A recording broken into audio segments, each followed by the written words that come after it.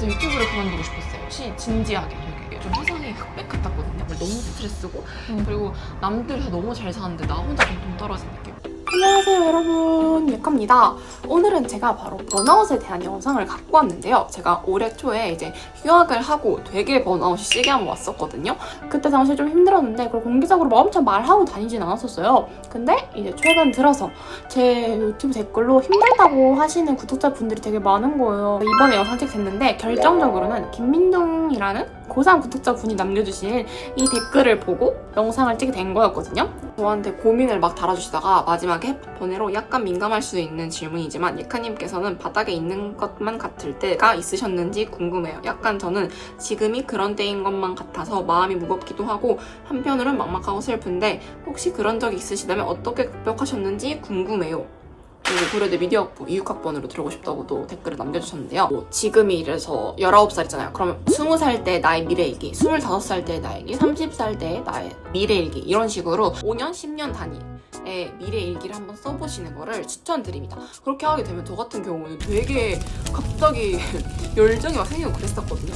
그리고 민중님은 제 인스타그램 아이디로 이 화면 캡처해가지고 보내주시면은 스타벅스 기프티콘 보내드리도록 할게요. 다른 분들도 만약에 고민거리나 주제로 보고 싶은 게 있다면 뭐든지 댓글 남겨주세요. 아무튼 이번 영상은요, 이런 식으로 번아웃에 대해 그리고 어떻게 하면 극복하면 좋을지에 대해서 계속 얘기를 해볼 건데, 이 영상을 찍을 때 제 제일 친한 친구인 바람이를 데리고 왔거든요. 이 친구 바람이 같은 경우는 저랑 고려대학교 1학년 때 기숙사 룸메이트였던 아주 소중한 친구입니다. 저희 둘 다 번아웃이 한번 왔었고 그리고 그걸 극복한 케이스가 있거든요. 영상을 보러 가시죠.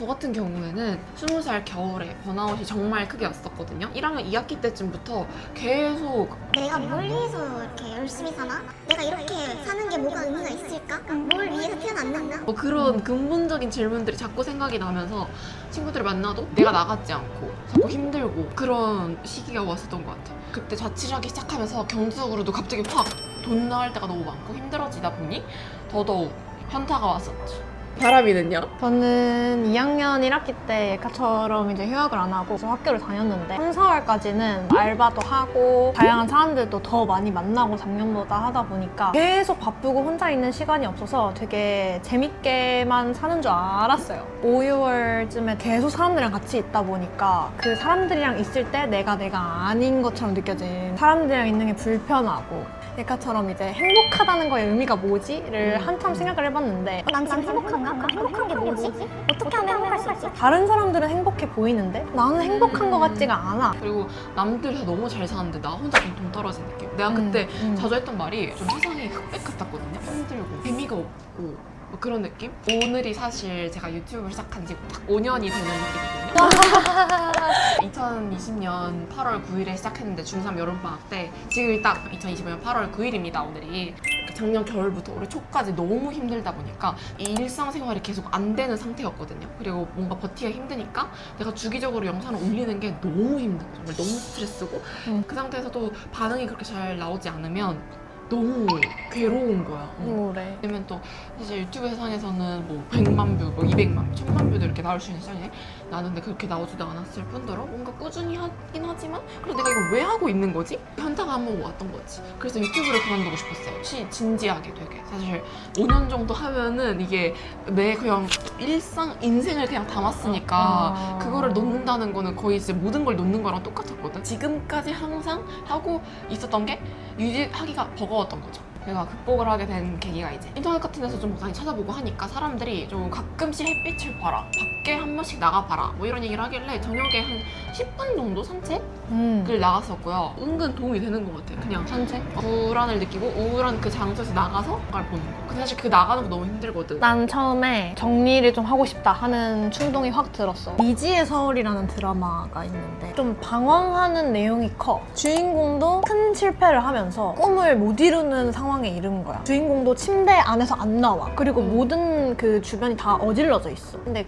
그걸 보면서 2025년 7월 1일에 모든 걸 정리하고 싶다는 생각이 들었다. 과부하가 온 내 갤러리처럼 나 자체도 더 이상 아무것도 수용할 준비가 되어 있지 않은 것 같다. 나에게 빈 공간이 있어야 채울 힘도 마음도 생길 것 같다. 라고 적어놨네. 사람들마다 좀 다른데 난 일어나자마자 이를 닦거든? 이 닦고 다시 침대 가서 누워. 그러고 몇 시간 동안 핸드폰 보고 그래서 침대만 깨끗했어. 그래서 나머지 다 더러우니까 침대밖에 생활을 못하게끔 내가 만들어 놓은 거야. 그래서 이제 처음에 정리를 하게 된 거고 그 후에는 내가 아침에 침대를 벗어날 수밖에 없는 뭔가를 만들자 해서 한 게 옷 갈아입기였어. 원래 난 잠옷이라는 개념은 없었고 그냥 뭐 안 입는 옷, 이제 밖에서 못 입는 옷 같은 걸 잠옷으로 썼었는데 잠옷과 일어나서 생활할 때 쓰는 옷을 구분하고 싶은 거야, 생활복을.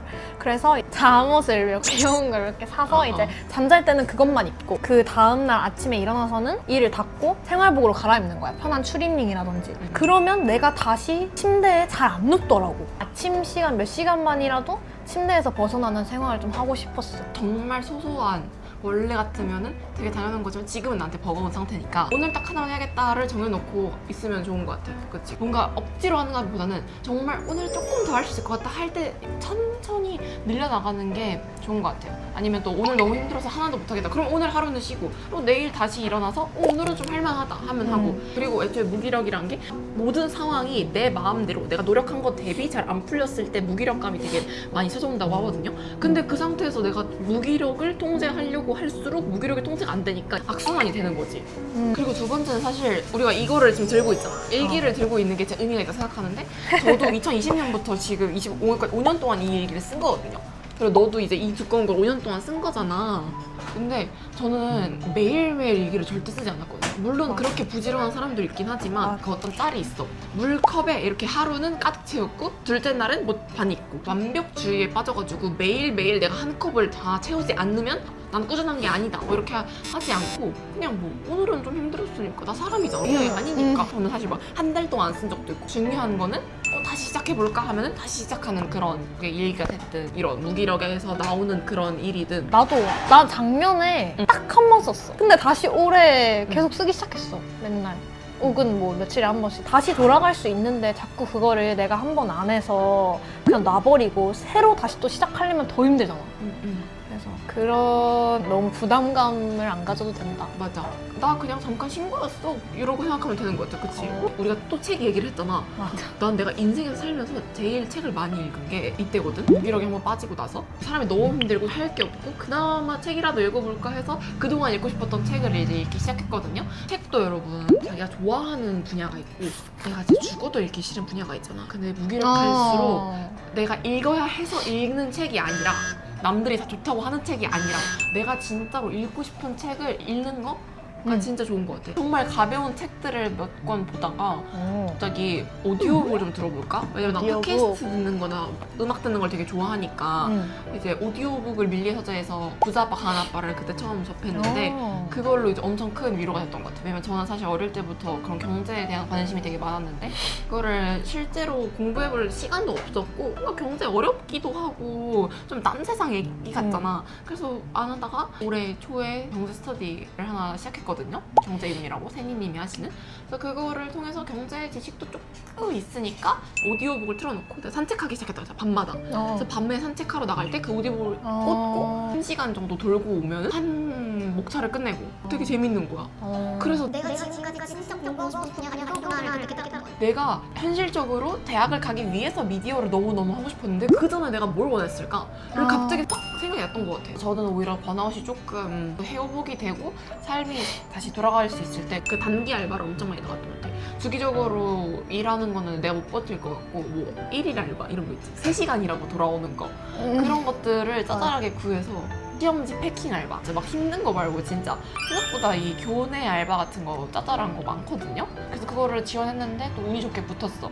3달 일을 했거든요. 그때 또 책을 많이 읽었지. 그냥 하루 종일 할 게 없으니까 계속 책을 읽고 책을 읽으면서 해보게 되고 특히 우리가 20대 초반이니까 이제 가치관이 막 형성될 나이인데 그때 당시에는 좀 질문을 많이 해야 가치관 형성이 좀 잘 되잖아. 그래서 책을 읽는 게 좀 도움이 된다라고 느껴지는 것 같아. 여러분 다 괜찮아집니다. 진짜 내가 내 인생을 내 삶을 포기하지 않으면 다 괜찮거든요. 뭐든 살아있으면 된다. 언젠간 좋아진다. 반드시. 원래 그리고 그치. 해 뜨기 전 새벽이 가장 어둡다 뭐 그런 말도 있잖아. 나 실제로 그렇게 인생에서 제일 힘든 시기를 겪고 인생에서 가장 행복한 시기가 왔거든요. 근데 저는 사실 이런 시기가 한 번쯤 반드시 온다 생각하거든요. 이렇게 우리처럼 이 나이 때 안 오면 내년에 오고 내년에 안 오면 내후년에 오고 그리고 이게 한 번 와도 또 다시 오는 거거든. 아 제일 중요한 거 긍정적인 마인드를 가졌으면 좋겠어. 그러니까 자꾸 부정적인 생각에 빠져가지고 이 악순환이 되거든. 그러니까 아, 난 왜 이것도 못할까? 이것도 안 돼, 저것도 안 돼. 그래서 뭔가 나를 싫어하니까 남도 미워하게 되고 모든 게 이렇게 점점 꼬이고 내 마인드도 꼬여. 나한테 도움을 주고 싶어서 이렇게 하는 말만도 그런 식으로 얘기하면 트집 잡게 되고 내 속으로 내 마인드를 그래 긍정적으로 한번 생각해보자. 나한테 막 욕을 해도 어떻게 저 말에서 내가 배움을 얻을 수 있을까? 나는 저런 말 다른 사람한테 하지 말아야지라는 그런 작은 배움도 좋으니 모든 상을 긍정적으로 생각하는 거. 왜냐면 사실 내가 통제할 수 있는 건 내 생각밖에 없으니까. 오늘은 저희 번아웃에 대해 그리고 삶을 다시 긍정적으로 바라보는 거에 대해서 얘기를 하게 됐습니다. 다른 분들이 오셔가지고 저희는 이제 그만 가보도록 하겠습니다. 여러분 뭐든 좋아질 겁니다. 여러분은 다시 해낼 수 있습니다. 화이팅! 화이팅!